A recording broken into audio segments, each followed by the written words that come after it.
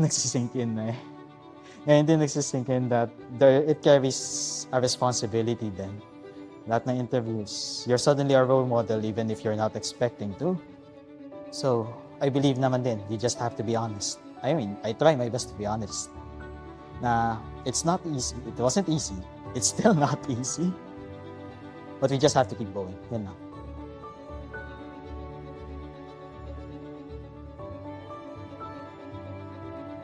Because of personal experience.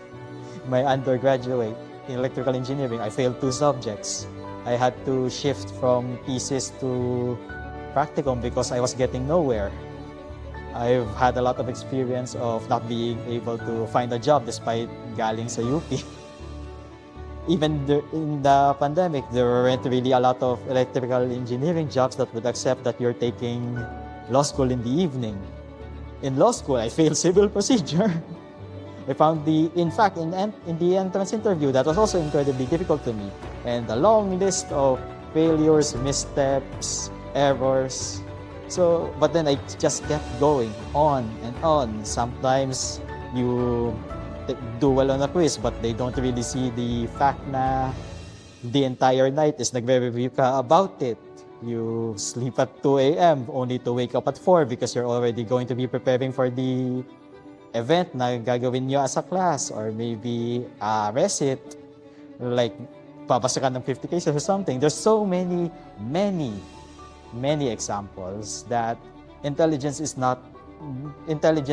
going to carry you through. It's about putting in the work, the effort, and suffering through failure and still being able to recover and do it all over again. Kaya ko sinabi talaga na it's not always about intelligence. It's also about grit.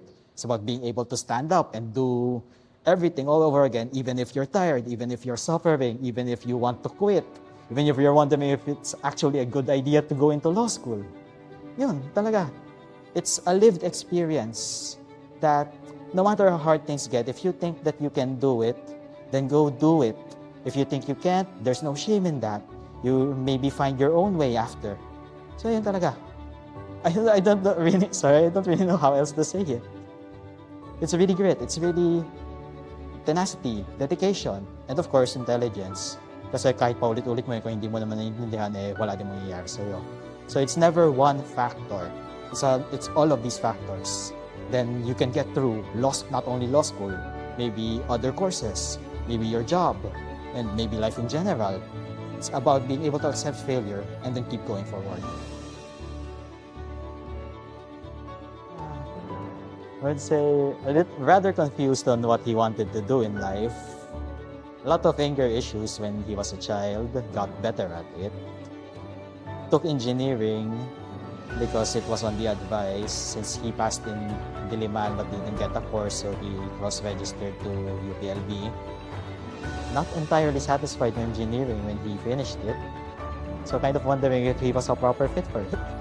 And as I've mentioned in other interviews, then engineering ethics came, and then the PhilSat, and then law school, and so I guess here we are.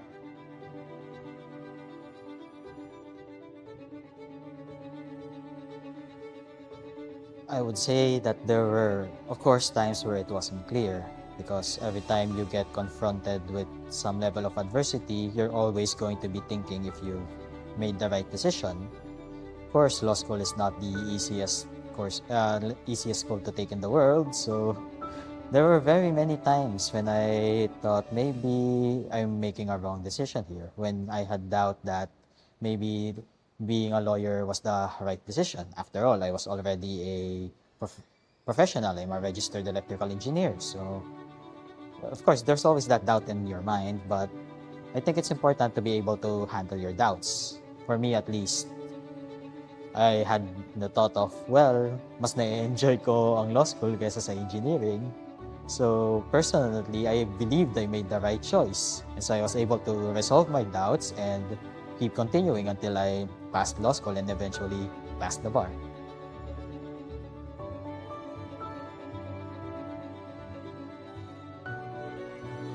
I'd say it's changed from the very first time I entered Malcolm Hall and read the quotation, and up to now that answering questions in front of the quotation. Because initially I would have thought it was like, in the grand manner, maybe it pertained to how law is being taught. As I heard Palcom specifically did the Socratic method, I thought maybe that's what it leaned forwards. Then, taking through law school, taking the bar, I realized it's much more than academic study. Teaching law in the grand manner, it's not about just the academics. It's also how you apply the law. It's also how the law relates to you as a person and how it also bridges a gap between you and other people because we're all governed by the laws. So it's not, I think it's a much wider thing than the four walls of a classroom now. And it definitely carries from us, even outside Malcolm, even after the bar, up to even when we are actually practicing now. I think that's what the grand manner is about. It's not just how to become a lawyer, but what are you as a lawyer?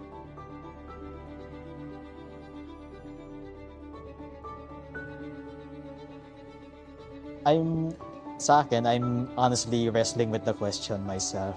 Ano nga naman na nanggaling ako from UP Law and then nag-top ako? I'm still actually at the weary acceptance part of it all eh. Hindi pinawain na sa fifth board, baka tama na yan. Because if you look at it, pagitan namin, top 1 and top 2 is like 2.375 I think, if I remember my computation correctly. It could just as have been yung second placer that would have been in the top position than I. So it really makes you question, ano ngayon kung UP ang nag-top? In fact, further, ano ngayon kung galing sa anong school ang nag-top? Because at the end of the day, we're all qualified to become lawyers as determined by the Supreme Court. And our actual mettle as lawyers isn't determined by the bar exam, but rather how we practice law na after we take our oath. So certainly, it's an achievement, and I'm coming to terms with the fact that it's an achievement. It's an ephemeral, I guess, na achievement. Kasi next year, magkakaroon naman ng ibang top, and maybe hindi na siya UP, maybe UP pa rin siya. At the end of the day, the important thing is, 1, you've passed the bar, I guess. 2, you will remember to adhere to your oaths when you practice na as a lawyer, because that's the more important part. Yun yung gagawin mo sa buong magdamag mo eh.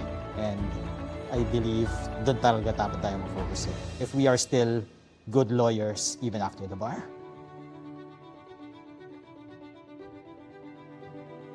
Being a lawyer in a third world country, I guess, like the Philippines, for me, as a personal perspective,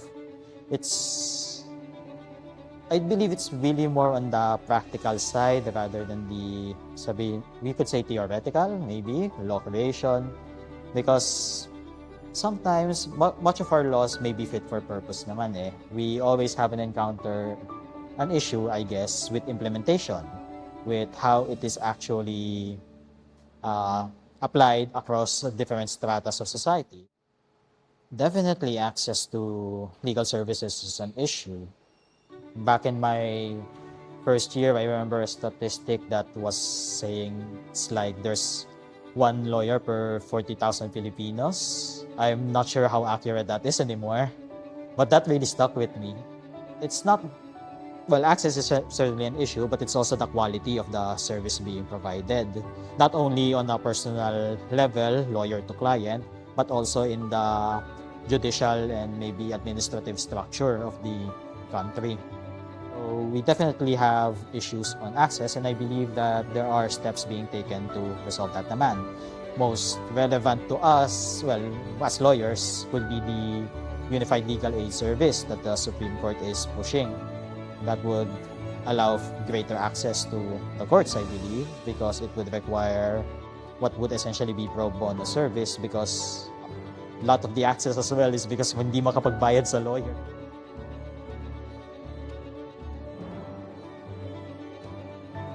I guess with the emergence of artificial intelligence and the current landscape of disinformation, it is much more important for lawyers to be grounded on truth and actual cases, doctrines, laws. Championing the truth, I believe, is much more important now, considering how easily information can be spread. And lawyers should definitely lean into that. After all, we're expected to be obeying our oaths, of course, which is fidelity to the laws, and that includes being able to provide competent, accurate information not only to our clients but also to the courts and to the public at large. There's an added responsibility na rin to be sure kung ano yung sinasabi namin, probably, and to be accurate dun sa statements. It doesn't have to be precise, but nonetheless accurate.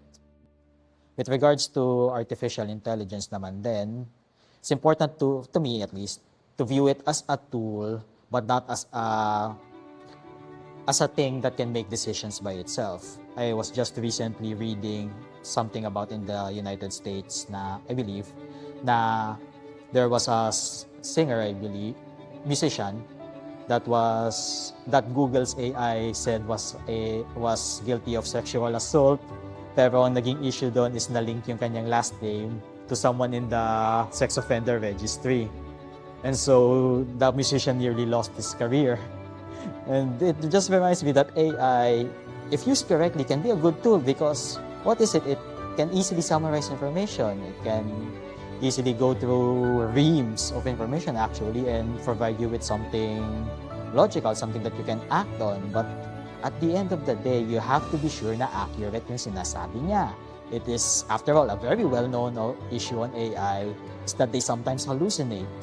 And if you would only rely on that, well, your reputation will also be on the line. We need, as lawyers in this age of disinformation and AI, we need to be, I believe, more discerning talaga, more careful, because you can just as easily make a mistake as any person. Being a lawyer does not make us special. But it does give us the expectation that we are more analytical, that we measure what we are going to say, and we really need to emphasize that talaga.